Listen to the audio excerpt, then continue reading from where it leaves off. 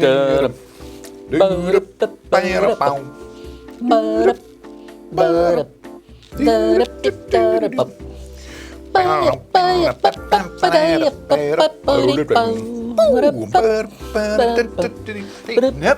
Oh, thank you.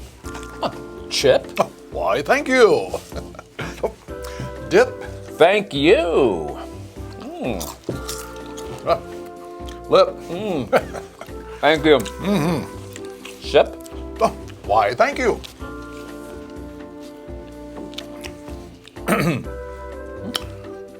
Zip. Thank you. Thank you, 2 minutes. Thank you, Ringo. Thank you, Snacks. Look, Steve, I need to ask you a question. I've been working on my taxes this week. Sure. Just a quick question. If I rolled over my earned interest from both my third and fourth quarter 2020 based on the numbers from my 506 form, you know, the federal, not the state. Right. Here's what.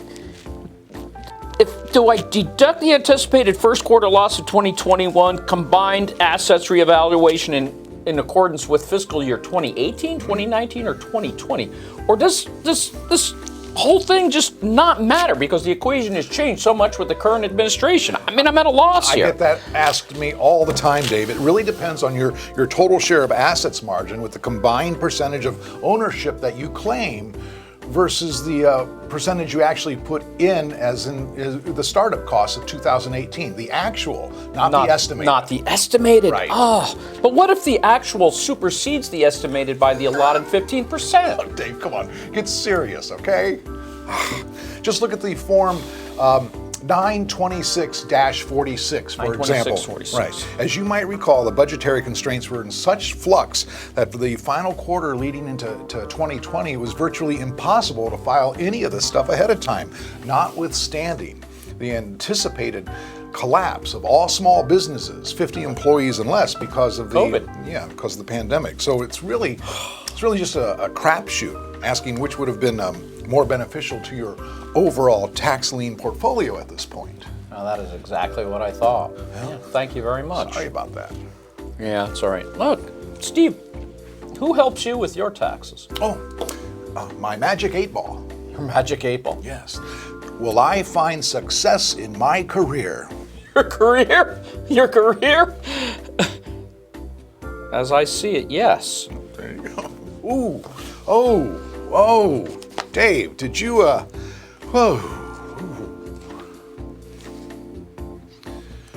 All signs point to it. Oh!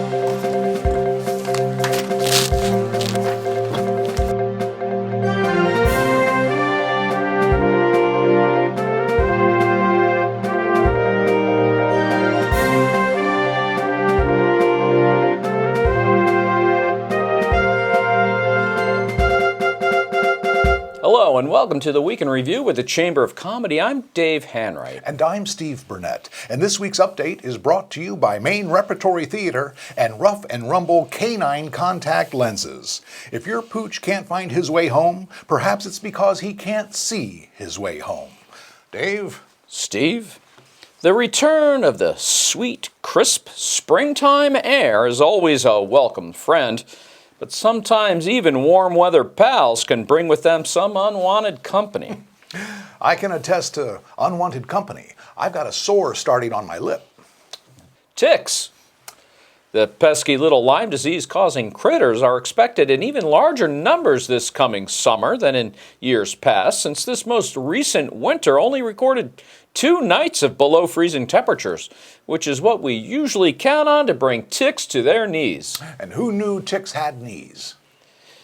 Converting what could have been another health scare disaster into a potential successful business venture is Norvell Knobbler, who put his burgeoning pan flute career on hold to start his mobile tick checking business called Knobbler's Hey, Look Me Over Mobile Tick Check.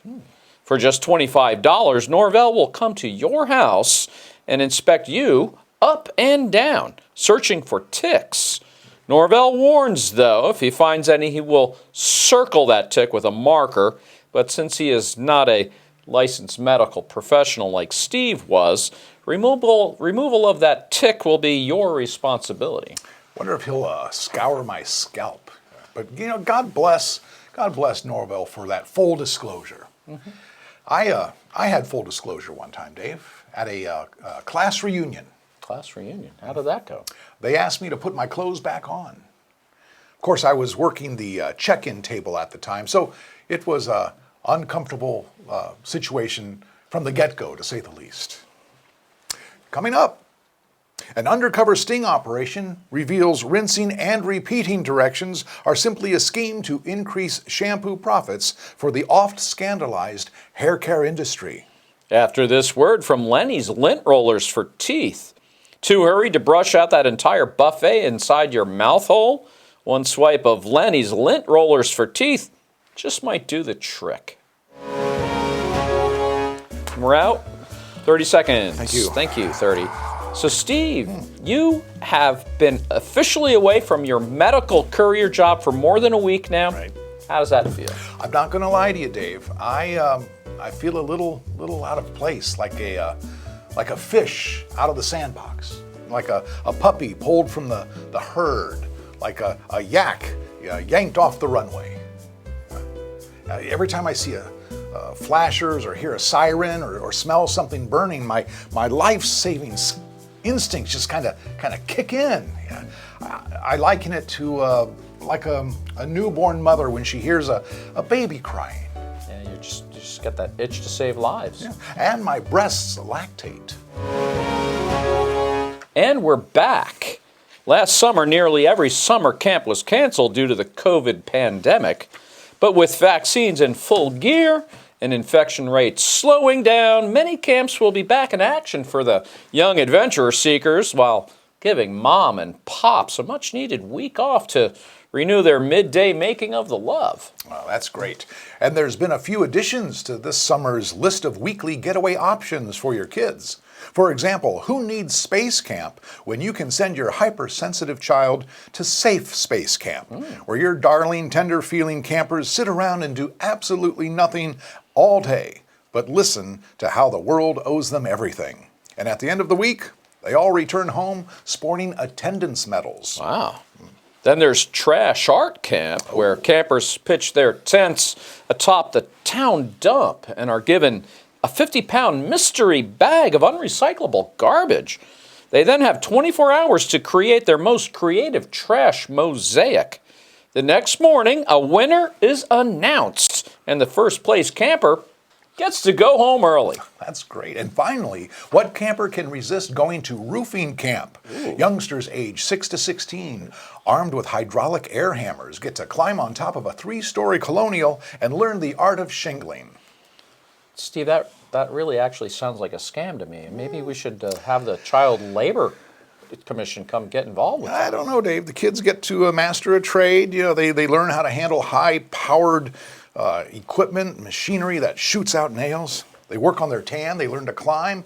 And some will probably even learn the bonus skill of stunt work as they roll off the roof into thick shrubbery below.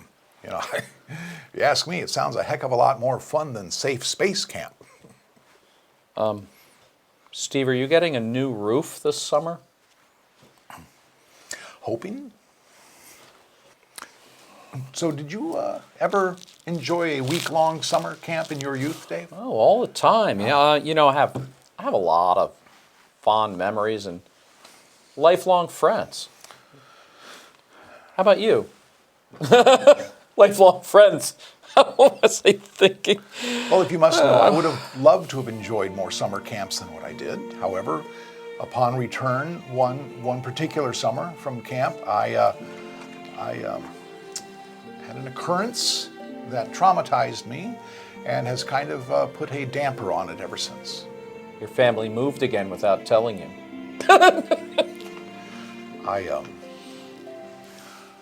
I found a tick on my ding-dong. And now, with a special edition of Things I Learned the Hard Way, please don't ask me how. Here's Dave. Thank you, Steve. When working outside in my yard, trimming the weeds, then taking it upon my neighborly self to trim my elderly neighbor's weeds, it's probably best to check with them first to make sure I'm not whacking the wrong kind of weed. Steve? Oh. Did you lose a friendship there? Yes, and they lost about $10,000 in street value, or how they put it, their retirement. Well, you don't really want to hang out with those kind of people anyway. Steve, he was your minister. Oh. Now it's time for Feedback Forum. Several weeks ago, we asked our viewers to send us letters of inspiration or constructive criticism in our continuing effort to improve and make these updates more relevant and useful for you. And boy, did we get a response. Wow. Yeah. Let's see here. Oh, this letter is from Marlene Biscuits from Wichita, Kansas. I did not know that our signal reached all the way to Wichita. Marlene writes, I enjoy most of what you guys are doing, especially Dave. But if I could make one suggestion, I don't think Steve should refer to his personal zone as his ding-dong. That's childish, and I think you guys are better than that, usually. Thank you, Marlene. And thanks for writing to us so quickly. And finally, our other letter comes to us from Trace Stamper from Western Kentucky. Trace writes, I would have to agree with Marlene from Kansas, Steve. Ding Dong is such a sophomoric name for your giddy-up. There's lots more creative terms you could be using. I've included a list here. How about your Rogers and Hammerstein? Maybe your Gilbert and Sullivan, Weber and Rice?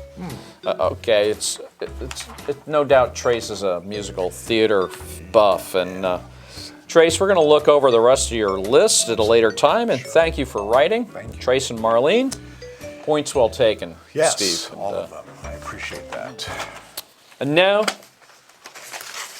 with a personal note, here's Steve. Thank you, Dave. Maine Rep, the Chamber of Comedy, and yours truly, lost a dear friend, a great supporter of our theater, and my son's adopted grandmother. Lois Samuels went to be with the Lord late last week.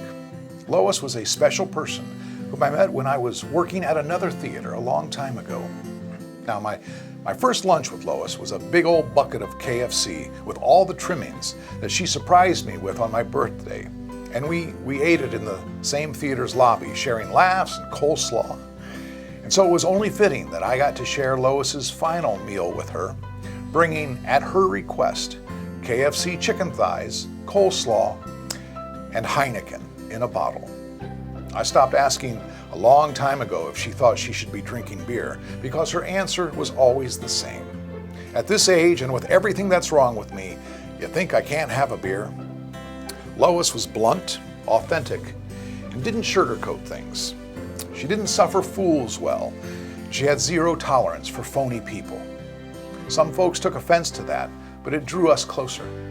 She was always willing to help anyone in need, and her kindness and generosity will long be enjoyed by those lucky enough to have known her.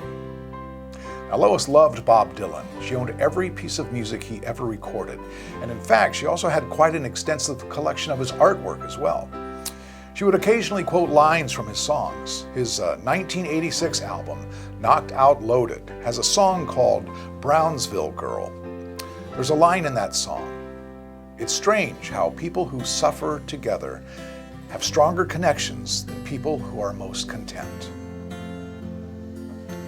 So Lois is with the angels now, looking down on us. And I'm pretty certain she's saying, Steve, get on with it. You're even boring me now. Dave? Steve, I'm sorry for your loss. I didn't know Lois well, but if she was a friend of yours, then she must have been patient, forgiving, and a saintly person, capable of looking past one's many, many flaws. And she certainly liked her chicken. And that's this week's Chamber of Comedy Week in Review. For all of us here at Maine Rep, thank you for watching. If you like whatever this is, please tell your friends, follow us on Facebook, and subscribe to us on the YouTubes. Until next week, I'll remain Dave Hanwright. And I'll continue to be Steve Burnett. Remember, when news breaks out, so do we. Thank you. And good night. That went well, I thought. Dave, do you think I went too long with my personal notes? No, I think it was a well-deserved send-off for Lois. Oh, thank you. But if I'm going to be completely honest, Steve, I do think the other ones have a tendency to, how do I put this? Linger. Remember what Shakespeare said? I swear I like women. Don't lift up my kilt and tell me it's windy. Nope. Leave the parchment paper in the pan. What? I got nothing. Brevity is the soul of wit. Oh, yes, that from Hamlet, his longest play, as a matter of fact. That's all. In fact, if you're unlucky enough to catch a bad performance of that, you're looking at easily 4 hours. I know. That's if the performers decide to act. Unless it's the musical version, all bets are off. Right. So excuse me, Bill Shakes, if I don't necessarily care what you think of my personal notes, okay? Point taken. But I'll be honest with you. I am a little bit flattered. Flattered? Yeah. How so, Steve? Well, that he even watches these.